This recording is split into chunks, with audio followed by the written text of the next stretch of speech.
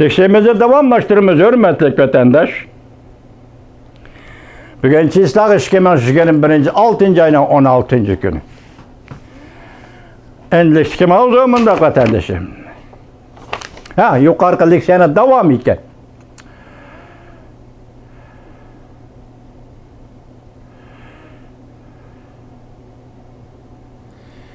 Yeti devlet guruhining birleşme axbaratıga ve NATO'nun axbaratıga cevap qaytırıp, Cumhuriyet Kompartiyası 28 tane harbiy aeroplan çıkarıp, Tayvan'ga çekilip kölemi misilsiz oldu. Bu işten kölemi misilsiz oldu.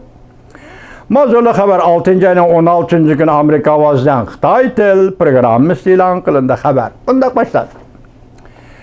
Cumhuriyet aeroplanları yaptıran 2. günü yani 6. ayının 15. günü Tayvan'ın garbi Janubi hava müdafiyası da farklandırış rayoniga yani bir qatim tecavüz kılıp kirdi.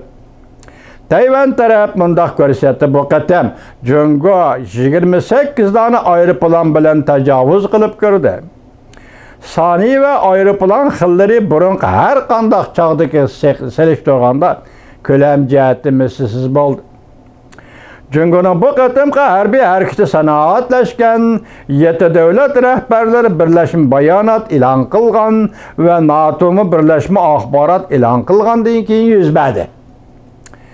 Sanoatlashgan 7 davlat yuqori darajaliklar yig'ini e'lon qilgan birlashma axborotda Cumhuriyet Kompartiyasining Uyg'uristonda Uyg'urlarga ziyonkashlik qilish, Tibetning kishilik huquqiga tajovuz qilish, Hong Kongda demokratchil zotlarni bostirish, Tayvanga harbiy tahdid selish ayblandi.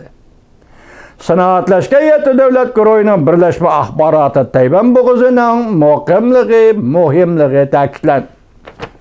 O'xshashli NATO'ga a'zo 30 davlat haftaning 1. kuni yani 6. ayning 14. kuni yuqori darajaliklar yig'ini oxirlashgandan keyin e'lon qilgan birlashma axborotida bunday ko'rsatdi. Cumhuriyet prinsipga asoslangan xalqaro tartibga hamda NATO'ga aloqador sohalarga sistemli xiris va tahdid paydo qildi. NATO tunji bo'lib Cumhuriyetni sistemli tahdid paydo qilguvchi davlat o'rniga qo'ydi. Diqqat, NATO tunji bo'lib Cumhuriyetni sistemli tahdid paydo qilguvchi davlat o'rniga qo'ydi. NATO'ga a'zo davlatlar Cumhuriyetning xalqaro jamiyatga bergan va'dalariga amal qilishi haydakchilik qildi. Cumhuriyet taraf sanoatlashgan 7 davlat guruhining birlashma axborotiga javob qaytirib, bayonotchi Javlijan haftaning 2. kuni sanoatlashgan 7 davlat guruhini Cumhuriyetning ichki ishiga aralashdi deb aybladi.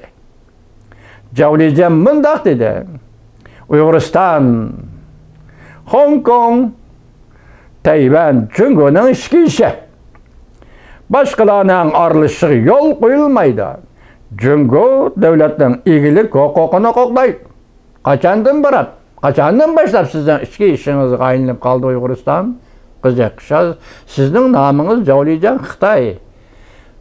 Bizning nomimiz Uyg'ur. Bu ichki millat bir-biriga faqat yaqin keladigan ish yo'q. Bu etnik jihatdan hech qanday o'xshashlik yo'q, ayrim millat. Bu ayrim millatlar. Mesela shuning uchun Uyg'uriston nemish sizning ichki ishingiz bo'lib qoldi. Buning tarixiy sababi nima? Real sababi nima? İhtiyoj sababi nima? Qonun asosi nima? Vaziyat asosi nima?